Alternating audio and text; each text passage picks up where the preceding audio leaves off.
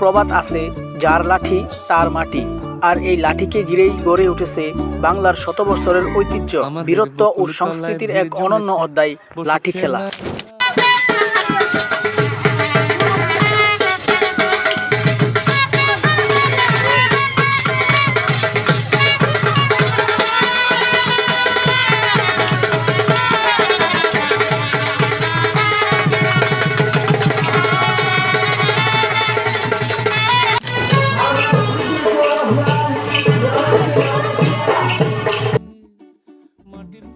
লাঠি খেলা গ্রাম বাংলার একটি অন্যতম প্রাচীন খেলা। জমিদার আমলে লাঠিয়াল বাহিনী তাদের দক্ষতা ও শৃঙ্খলার জন্য বিশেষভাবে পরিচিত ছিল। গ্রামের বিভিন্ন উৎসব, মেলা এবং সামাজিক অনুষ্ঠানে লাঠি খেলার আয়োজন করা হতো, যা মানুষের মাঝে আনন্দ ও উৎসাহের সৃষ্টি করত।